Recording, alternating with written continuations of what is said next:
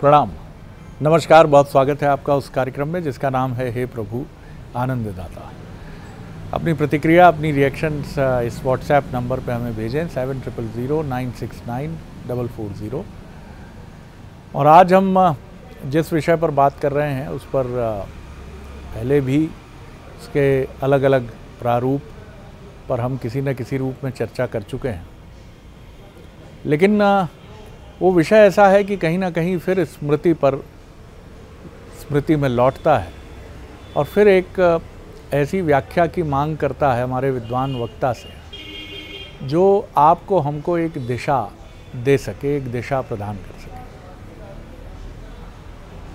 विषय ये है कि कितने लोग हैं जो जीवन में ये मानते हैं कि वो डरे हुए हैं। एक उम्र होती है जब हमारा डर, जिसको आप कहते हैं 5-6 वर्ष की उम्र तक, हमारा डर बहुत स्वाभाविक होता है। हम किसी भी विस्मयकारी चीज़ को देखकर दौड़कर अपने बड़ों के पास, माता पिता के पास, बड़े भाई बहनों के पास चले आते हैं और हमारे बड़े भी उसका बड़ा आनंद उठाते हैं जब वो बच्चों को डराते हैं या डराकर उनकी डरी हुई बाल क्रीड़ा का आनंद उठाते हैं। लेकिन जैसे ही हम समझदार हो जाते हैं, हम ये दावा करते हैं और निर्भयता का स्वांग करने लगते हैं कि हम डरे हुए नहीं हैं, जबकि असली डर अब हमारे सामने होता है। क्योंकि ये डर जो है ये कई रूपों में हमारे सामने होता है। कई बार हमें लगता है हम योग्य नहीं हैं, इसका डर है। कई बार ऐसा लगता है कि हम अपने रूप रंग, अपने व्यक्तित्व को लेकर भ्रमित हो जाते हैं, जो किसी मनोवैज्ञानिक समस्या की तरफ भी चला जाता है। और कई बार अपनी शक्ति का भ्रम इतना बड़ा कर लेना कि हमें ऐसा लगता है कि कहीं कोई हरा ना दे, हमें पराजित ना कर दे, हमारी सत्ता ना चली जाए, हमारी कुर्सी पर कोई दूसरा ना बैठ जाए, ये डर भी आ जाता है। एक बहू जब घर में आती है तो सास को लगता है कि क्या उसकी सत्ता अब वैसी रहेगी। एक प्रभावशाली पुत्र के आने पर कई बार पिता भी ये अनुभव करता है कि क्या ये उसकी सत्ता को चुनौती नहीं है। कई बार भाई बहनों में, भाई भाई में, बहनों बहनों में प्रतिस्पर्धा हो जाती है। ये भी डर के अलग अलग प्रारूप है और डर मनुष्य को बहुत क्षुद्र बना देता है। जीवन में जितनी गलतियां किसी भी मनुष्य ने की होंगी, निश्चित तौर पर वो डर की वजह से की होगी। लोग स्वांग करते हैं कि मैंने उसको इसलिए चोट पहुंचाई कि वो मुझे मार रहा था। नहीं, इसके कारण में डर है। आपको लगता है जितने भी तख्ता पलट के आपको अतीत में मिलेंगे, कारण उसके पीछे भी डर है, ये मेरी सत्ता ना हड़प ले। और इसीलिए मनुष्य डर की वजह से बहुत निम्न कोटि तक चला जाता है। आज हम इसी को समझेंगे कि डर का आध्यात्मिक उपचार क्या है, किस तरह से कई लोग ईश्वर से भी डरते हैं। पूजा पाठ पे हमने कई बार बात की कि साहब पूजा नहीं कर पाया, डर बैठ गया मन में। कई अपने कर्म से डरे हुए घूमते हैं कि अरे अब तो बड़ा दंड मिलेगा, और उसकी वजह से और गलती करते चलते हैं।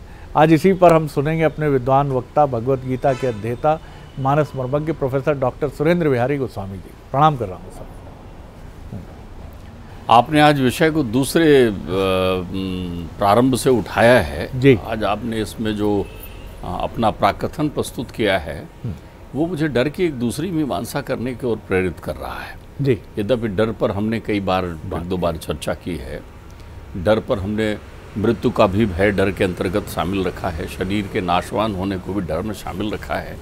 लेकिन आज आपको सुनते समय मुझे ऐसा लगा कि अपन डर के मूल में चलें, क्योंकि संस्कृत मूल सूल प्रदनाना सकल शोकदायक अभिमाना। मूल अगर आपने देख लिया, मूल का उपचार कर लिया तो डर समाप्त हो जाता है। डर मूल रूप से कुसंग का होता है, डर मूल रूप से क्रोध का होता है, डर मूल रूप से काम का होता है, डर मूल रूप से लोभ का होता है। अर्थात जितने तत्व विषय से जुड़े हुए हैं वो जड़ की शाखाएं हैं। मूल में डर एक डर भास मात्र बनकर सामने आ जाता है। बहुत सारे शब्दों को ना बोलना चाहें और एक शब्द बोलें तो हम कहते हैं हम डर गए। डर गए अर्थात इन सारी प्रक्रियाओं के एक भास को एक स्वर नाम हमने दे दिया और हमने डर कह लिया।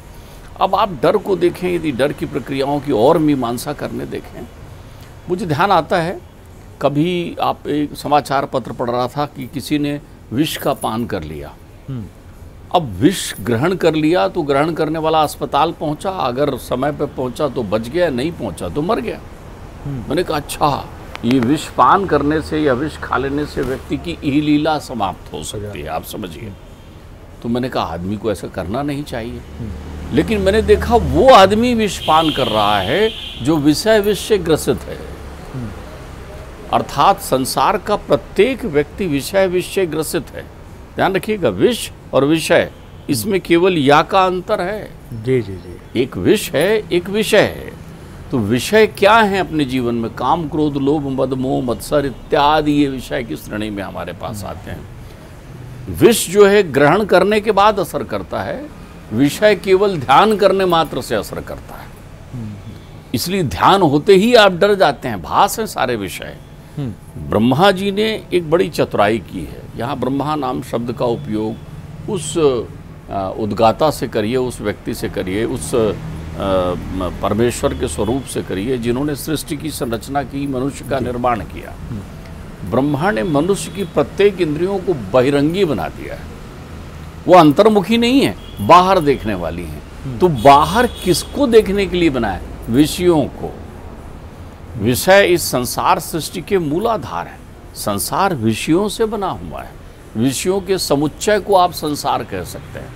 विषय संसार में बंधन का काम करता है, सीमाएं बनाता है, आपके अंतर्चित्त को बांधता है।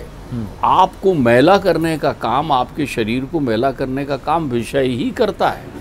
तो विषय केवल ध्यान मात्र से अपना असर शुरू कर देता है और उसके असर होने से आप भयाक्रांत हो जाते हैं। गीता में तो भगवान एक बड़ी सुंदर बात कहते हैं। वो कहते हैं ध्यायतो विषयान चिंतन। ध्यायतो, जैसे ही आपने विषय का ध्यान किया, संगत उपजायते, वो वहाँ पर आपको संग यानी उसको संग में बांध देता है जहाँ विषय हैं। और जैसे संगत संजायते कामा, जैसे ही आप संग में पड़े, वो कौन सा? संगम तख्तम धनंजय, वो संग जहाँ सिद्ध और असिद्ध दोनों को आप भाग बना लेते हैं, जहाँ जय और पराजय का मतलब हो जाता है, जहाँ सुख और दुख को बांट देते हैं, जहाँ अपने और पराये हो जाते हैं, जहाँ जीवन और मृत्यु आपको वो भेद कर देती है कि जीवन मिलेगा, हाँ यहाँ मृत्यु मिलेगी। तो आप जब संगत के उसमें आ जाते हैं, भाव में, संगत संजायते कामा, कामा आपके हृदय में आ जाता है। और कामेन क्रोध अभिजायते, देखिए क्रोध भी डर है। आप आज मूल की बात कर रहे हैं। आज शरद जी आप इसको बड़े ध्यान से समझिए, बहुत गहरी चीज मैं आपसे कह रहा हूँ। काम भी डर है। काम में यहाँ आसक्ति को रख लीजिए आप। आसक्ति से बड़ा डर कौन सा है? आप देखिए कितने भयाक्रांत हैं। वाह वाह। पुत्र का साथ न छूट जाए, बिल्कुल ठीक बात। प्रेयसी न छोड़ दे, मेरी ये भावनाएं विदित न हो जाए, पत्नी न जान ले। ये जितनी अंतर छिपी जिज्विषाएं हैं, ये भय हैं आपका। आप जो हैं वो प्रकट ना हो जाए, और जो प्रकट हो रहे हैं वो बना रहे। ये बड़ा सुंदर, आपने बहुत अद्भुत व्याख्या की है, बिल्कुल सही बात है। तो इसका समाधान क्या है? नहीं, पहले प्रकट कर दिया जाए उसको, तो प्रकट होने में भी रिजेक्शन का डर है। देखिए, अभी प्रकट होने के पहले इस मर्म को पूरी तरीके से समझ लीजिए, क्योंकि ये रग रग में छुपा हुआ है। मनुष्य का रोम रोम जो है डर से घिरा हुआ है। मनुष्य की भाव, मनुष्य की बुद्धि, मनुष्य का मन भी उसी डर के आवेग में है। डर एक अंधेरा है भास मात्र का, जो बादल के होने से हुआ है, जो बिजली के कड़कने से आया है। लेकिन यथार्थ जीवन में उस बादल और बिजली के ऊपर सूर्यमंडल भी विद्यमान है और वो प्रखर रोशनी लिए हुए आ जाता है। डर अविद्या है, डर गांठें हैं। वाह। जैसे ही ज्ञान का प्रकाश आता है, अविद्या तिरोहित हो जाती है। बहुत सुंदर। वही जो अपन कहते हैं रज्जू और सर्प का जो प्रकरण कहते हैं, जिस पर अपनी बात हुई, लेकिन मैं आपको आज मूलाधार पर ले जा रहा हूं। तो काम से बड़ा डर कौन है? ध्यान रखिएगा, क्रोध से बड़ा डर कौन है? व्यक्ति अपने क्रोध को यह समझता है कि मेरी शक्ति है। क्रोध कभी सफल नहीं होता। अगर वो शक्ति होती तो क्रोध सफल होता। ध्यान रखिएगा, आवेग सफल होता है, मनोबल सफल होता है। क्रोध का बल नहीं होता, क्रोध अगन होता है। अग्नि भी डर है, काम भी डर है, काम की तो अति विचित्रता ये है कि वो आसक्ति का बंधन लेकर आता है। जब मैं शब्द काम कहूं तो वो मोह है, सबसे बड़ा डर मोह है। मोह मूल बहुसूल प्रद, और संस्कृत मूल सूल प्रद नाना, वही है मोह। संसार चक्र का सबसे बड़ा डर है। आप देखिए, कोई व्यक्ति जो है 60,000 वर्षों से तपस्या कर रहा है। कितने वर्षों से? 60,000। इंद्र उसकी परिक्रमा करके जा रहा है, परमात्मा उसके आसपास ही रहते हैं, हमेशा विद्यमान।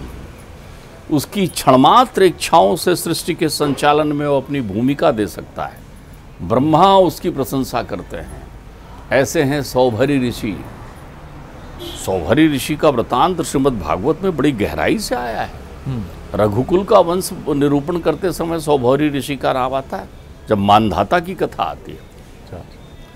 सौभरी ऋषि जो हैं यमुना के तट पर, सूर्य तनया है यमुना के तट पर 60,000 वर्षों से तपस्या कर रहे हैं। जीर्ण हो गया है शरीर।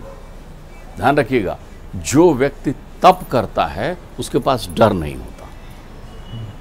तप का अर्थ होता है जो सत्य पथ का पथिक हो जाता है, जो सहज हो जाता है, जिसके जीवन में परिकल्पनाएं और आशाएं नमस्कार करके चली जाती हैं, जो विरक्त पथ का पथिक होता है, जो तेन तकतेन भुंजीता ग्रहण करता है कि आज है कल नहीं है, हाथ का मैल है, पैसा था आया चला गया, जो परवाह नहीं करता, जो अपने जीवन की डोर परमात्मा को सौंप देता है, जो नित्य प्रति मृत्यु का आवाहन करता है, जो वाणी को इस रूप में देखता है कि इसमें से असत्य संभाषण ना हो, जो कम बोलता है, जो मौन रहता है, जो केवल कर्म करता है। डर वहाँ आसपास भास मात्र भी नहीं होता, क्योंकि विषय का चिंतन समाप्त हो गया। वहाँ यही विषय है जो 84 के फेरे लगवाने के लिए डर बनकर आपके पास आता है। जो एक कहावत आती, मुझे बालपन में एक फिल्म देखी थी मैंने, पिक्चर, जिसका एक प्रसिद्ध डायलॉग हो गया था, जो डर गया सो मर गया। अर्थात फिर वो उसकी जीवतता जो है, जीवत सौ समानते ही प्राणी, विश्वास उसके पास से चला गया, श्रद्धा उसके पास से चला गया, उसकी बहन आ गई। डर के बहन का नाम है संशय। सर्प की तरह तुम्हारे आसपास आ गया संशय। तुम्हारे जीवन में फिर संशय ही संशय है, प्रतिक्षण संशय है। तुम्हारा मन जो है निराकार हो ही नहीं पाता। तो सौभरी ऋषि 60,000 वर्ष तप करने वाले एक दिन यमुना में स्नान करते हुए बैठ के मैया को देखने लगे। निर्मल उनका नीला जल बह रहा था। उन्होंने देखा ये एक अच्छी बड़ी मछली अपने परिवार के साथ भ्रमण करने निकली है। नर मादा दोनों मछली हैं, बच्चे भी उनके साथ घूम रहे हैं, इधर से उधर गुलाटियाँ ले रहे हैं। अचानक डर ने उनके हृदय में काम बनकर प्रवेश लिया। उन्होंने कहा गृहस्थ जीवन भी कितना अच्छा है, कितना बढ़िया विचरण कर रही है ये, देखो कितना खुश है ये, कितना आनंद है इसके जीवन में। अब वो डर जैसे ही काम आते ही उनके अंतर चित्त में तप ने क्रोध का भी रूप ले लिया। उन्होंने कहा मैं गृहस्थ जीवन धारण करूंगा। तो कहाँ जाएं? सीधे मानधाता के पास पहुंचे। चक्रवर्ती सम्राट सूर्यकुल के मानधाता के पास पहुंचे। मानधाता को भी उनका तप त्रिलोक जानता था। मानधाता ने कहा इतने बड़े तपस्वी मेरे पास आए, प्रणाम किया, चरण वंदन किया। क्या मुखरित सूर्य की सदृश चमक रहे थे, जीर्ण काया थी। विषय ने प्रवेश लिया है काम के रूप में। ध्यायतो विषयान चिंतन सम्मोहा संजायते, तुरंत आ गया उनके अंतर मन में जो है मोह आ गया। मोह आया यानी काम आ गया। काम ने क्रोध का स्वरूप धारण न कर लें ये चिंतन करने लगे मानधाता। उन्होंने कहा ऋषिवर मैं आपकी क्या सेवा करूं? उन्होंने कहा मुझे विवाह करना है। बोले तुम्हारी बहुत सारी पुत्रियां हैं, एक पुत्री मुझे दे दो, मेरे साथ विवाह कर दो, मैं तो गृहस्थ जीवन बनाऊंगा। अब अगर ऋषि को वो कहें कि महाराज ऐसे स्वरूप में इतनी अवस्था में आपके ऊपर विवाह का भूत चढ़ा है, मना कर दें तो वो क्रोध करेंगे, क्रोध करेंगे तो शापित कर देंगे। मानधाता ने भी युक्ति निकाली। मानधाता ने कहा महाराज मेरी 50 कन्याएं हैं, आप तो रणमास में चलो भीतर, उन कन्याओं में जो वरमाला आपको डाल दे उससे आपका विवाह कर दूंगा। नीति की बात की। लेकिन ऋषि तो तपस्वी हैं, त्रिकालदर्शी हैं, उनने देख लिया अच्छा तू मेरे वेशभूषा के आधार पर कह रहा है। काम का वेग है। उन्होंने इतना सुंदर स्वरूप बनाया कि कामदेव से ज़्यादा सुंदर हो गए वो, तेज युक्त। और वहाँ पहुँचे तो 50 कन्याओं ने उनका वरण कर लिया, उनके गले में वरमाला डाल दी। उन्होंने अपने तेज के प्रभाव से इंद्र से सुंदर स्वर्गलोक की तरह 50 भवनों का निर्माण किया।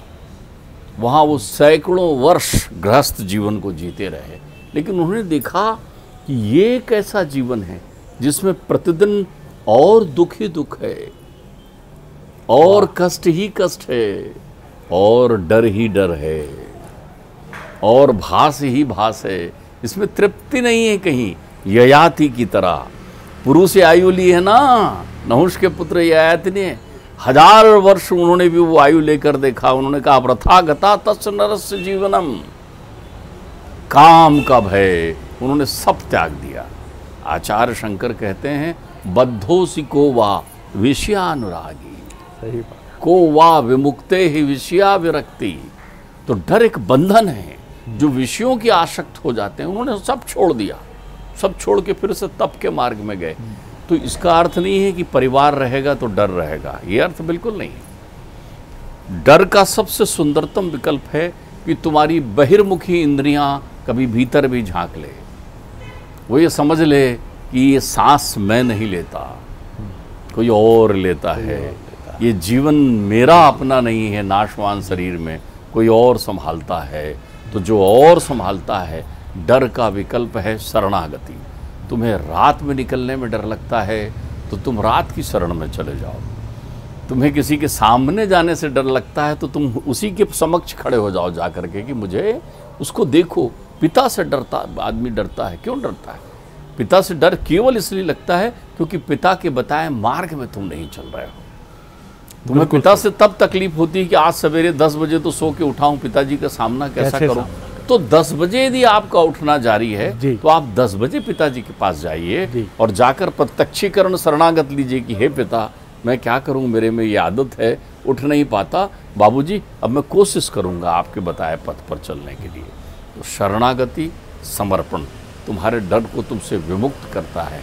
लेकिन ध्यान रखिए, विषयों का त्याग करते चले जाइए, वो बंधन है। ये डर के सारे स्वरूप हैं। जब क्रोध आने लगे, जो क्रोधी आदमी दिखे तो उससे आप उसके ऊपर दया करिए। ये बड़ा डरा हुआ आदमी आया है। जो लोभी दिखे, ओ व्यापारी बड़ी ऊंची खूब बड़ा धन लेकर बैठा हुआ, आप जाकर तो बोलिए कि शाम को इनकम टैक्स वाले आ रहे हैं, आप देखिए कैसा डर जाएगा उस विषय के कारण। ईर्ष्या करने वाले आदमी को जाकर इतना बता दीजिए, जो दिन रात निंदा करता है, भैया बड़ी निंदा की है तुमने, आ रहे हैं पंचलोक प्रमाण लेने के लिए। आप देखिए वो बावला हो जाएगा, चिल्लाने पीटने लगेगा, तड़पने लगेगा। क्यों? वो डर गया। तो कौन नहीं डरता? डर कौन है? जिसके अंतर चित्त में ये पृथक के कुसंग नहीं होते, ये पृथक की जिज्विषाएं नहीं होती, तृष्णाएं नहीं। बहुत सुंदर डॉक्टर साहब, बहुत सुंदर। यानी डर जो है, जो जितना अपने को महातपस्वी और तेजस्वी बता रहा है, वो भी इसके फेर में कभी ना कभी पड़ता ही है। क्योंकि उसको या तो विषय आसक्ति घेर लेती है, या फिर उसको ये भय सताने लगता है कि जो कुछ भी उसका हासिल उसने जीवन में किया है, ये छिन न जाए। और ये डर उसके जीवन ही को बदल देता है। तृप्ति कहाँ है, ये हम सब जानते हैं। कितनी सुंदर बात जिन तेजस्वी ऋषि के उल्लेख के साथ इस कथा को हम सब ने सुना, वो ये बताती है कि आप कई बार उस दशा में रहते हैं, उस मनस्थिति में रहते हैं जहाँ डर का प्रवेश नहीं है, लेकिन आप खुद डर खरीद कर ले आते हैं, आप खुद को भयग्रस्त कर लेते हैं, डराने लगते हैं।